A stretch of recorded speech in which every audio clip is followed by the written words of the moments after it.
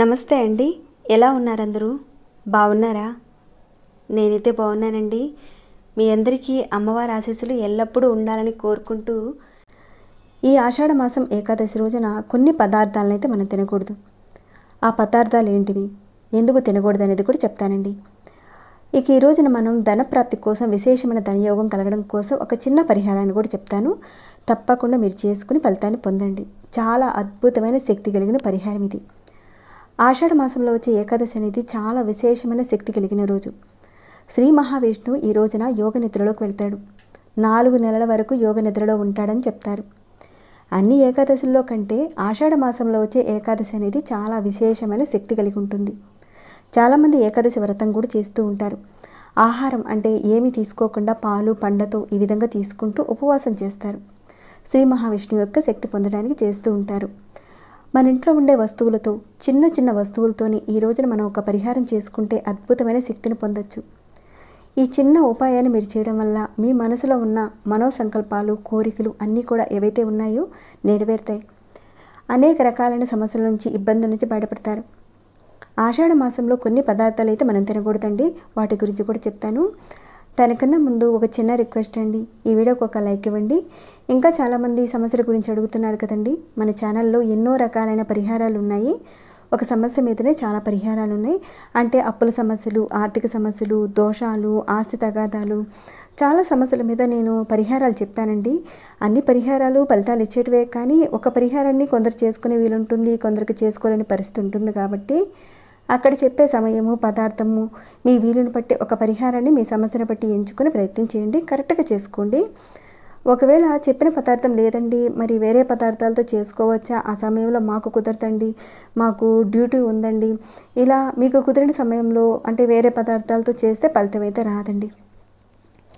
ఖచ్చితంగా చెప్పిన టైంలోనే చేసుకుంటేనే మంచి రిజల్ట్ ఉంటుంది. ఎందుకంటే ఇలాంటి చిన్న చిన్న పరిహారాల్లో మన మానసిక స్థితి, పదార్థము, అలానే సమయము, మన యొక్క ప్రేరణ శక్తిని బట్టి ఇవన్నీ కూడా పనిచేస్తాయి. కాబట్టి ఇప్పుడు చెప్పుకునే విధంగా గుర్తుపెట్టుకుని ఈ విధంగా ప్రయత్నం చేయండి. సబ్స్క్రైబ్ కాకుండా ఉంటే సబ్స్క్రైబ్ చేసుకుని నోటిఫికేషన్ వచ్చేలా ఆల్ అనే ఆప్షన్ని తప్పకుండా ఆన్లో పెట్టుకోండి. వీడియోని అయితే ఆఖరి వరకు చూడండి, అన్ని విషయాలు తెలుస్తాయి. సరేనండి, ఇక లేట్ చేయకుండా మిగతా వివరాలకు వెళ్దాము. ఈ ఆషాఢ ఏకాదశి రోజున ప్రతి ఒక్కరూ కూడా ఉదయాన్నే లేచి స్నానాది కార్యక్రమాలు చేస్తారు. అయితే మీరు స్నానాది కార్యక్రమాలు చేయడానికి ముందుగా బకెట్ నీళ్ళల్లో కొద్దిగా పసుపు, అలానే కొద్దిగా గంధం వేసి, అంటే ఒక 1/2 స్పూన్ కానీ, 1/2 స్పూన్ కానీ, ఒక చిటికెడు కానీ పసుపు, గంధం ఆ విధంగా వేసి ఇంట్లో ఉన్న కుటుంబ సభ్యులందరూ కూడా స్నానాది కార్యక్రమాలు చేసుకోండి. ఈ విధంగా స్నానం చేయడం వల్ల సుఖ సంతోషాలు పెరుగుతాయి. ఆ శ్రీ మహావిష్ణువు యొక్క కృపా కటాక్షం మీ మీద ఉంటుంది. అన్ని రోజులు చేయలేకపోయినా రేపు కనీసం ఒక్క రోజైనా సరే చేయండి. ఇక తినకూడని పదార్థాలు ఏంటో చెప్తానండి. ఈ రోజున పొరపాటును కూడా ఇలాంటి ఎర్రటి కందిపప్పును తినకూడదు. ఇక్కడ పిక్ పెట్టాను కదండి, అలాంటి ఎర్రటి కందిపప్పును తినకూడదు. అలానే వంకాయ కూడా తినకూడదండి. ఈ 2 పదార్థాలను కూడా ఆ రోజు వండకుండా ఉంటే మంచిది. తెలియక తింటే ఏమైనా అవుతుందా అంటే ఏం కాదండి. కానీ ఎవరైతే ఏకాదశి వ్రతం చేస్తుంటారు కదా, ఆ రోజున మాత్రం మీరు ఉపవాసం ఉండి సాయంత్రం ఆహారం తీసుకుంటూ ఉంటారు కదా, అందులో ఈ వంకాయ అలానే ఈ ఎర్రటి కందిపప్పు అనేది లేకుండా చూసుకోండి. దానివల్ల విశేషమైన అద్భుతమైన మానసిక శక్తి వస్తుంది మీకు. ఏదైతే మీ జీవితంలో ఉన్నాయో ఆ కష్టాలు అనేటివి మెల్లమెల్లగా తొలగిపోతాయి.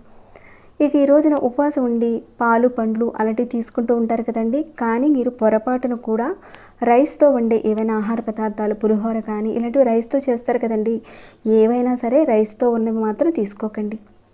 అంటే ఆ రోజున అన్నంతో చేసిన పదార్థాలు తీసుకోకూడదు. ఉపవాసం ఉండి చేసేవారు కాబట్టి ఎట్టి పరిస్థితుల్లోనూ తీసుకోకండి.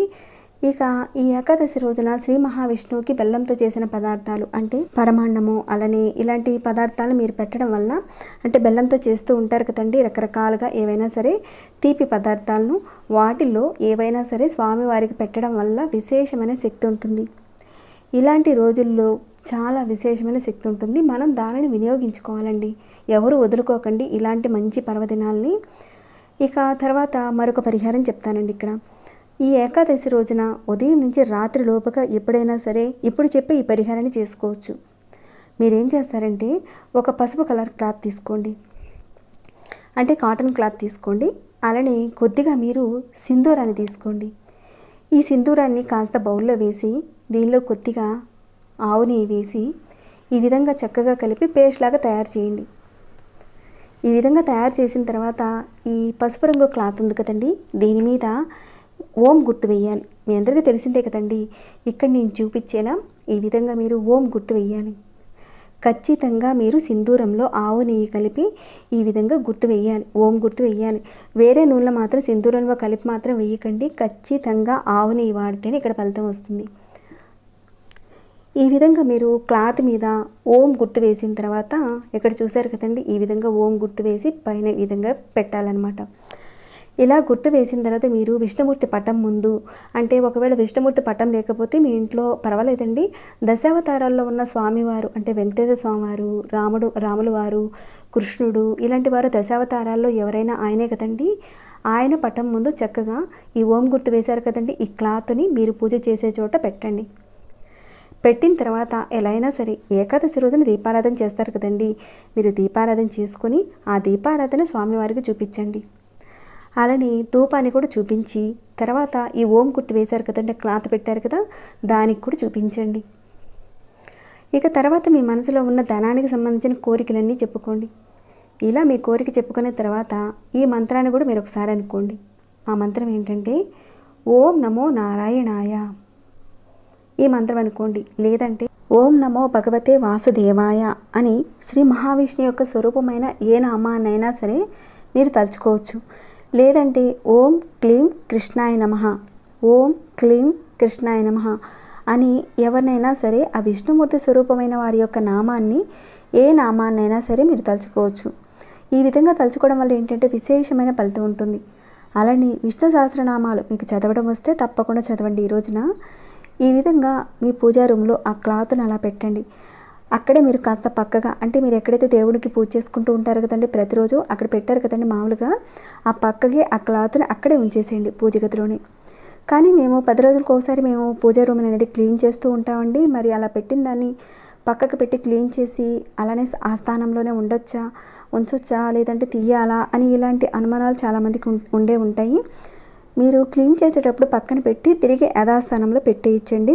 అందులో ఎలాంటి సందేహం పడనవసరం లేదు. మీరు ఈ విధంగా పెట్టిన తర్వాత ఒక నెల రోజులు అయిన తర్వాత దానిని పారే నీటిలో కానీ లేదంటే చెట్టు మొదట్లో కాస్త మట్టి తీసి మట్టిలో కప్పి పెట్టేసి వచ్చేసేయండి.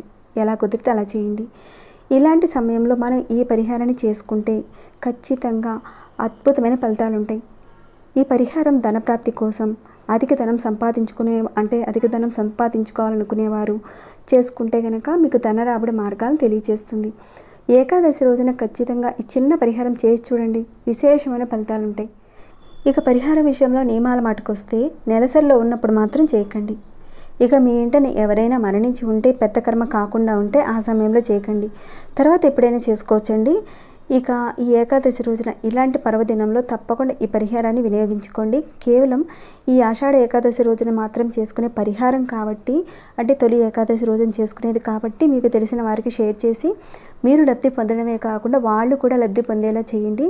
ఈ ఒక్కరోజు చేసుకునే పరిహారం కాబట్టి మీకు కుదిరినంతలో షేర్ చేయండి. అలానే లైక్ ఇవ్వండి. ఇక ఈ వీడియోని అందరితో ముగిస్తున్నాను. చెప్పినవి కాకుండా ఇంకేమైనా డౌట్స్ ఉంటే అడగండి, తప్పకుండా రిప్లై ఇస్తాను. ఇక సబ్స్క్రైబ్ కాకుండా ఉంటే సబ్స్క్రైబ్ చేసుకుని ప్రతిరోజు మన ఛానల్ నుంచి వచ్చే వీడియోస్ని వాచ్ చేస్తూ ఉండండి. మరొక భక్తి వీడియోలో మళ్ళీ మిమ్మల్ని కలుసుకుంటాను. అంతవరకు సెలవు.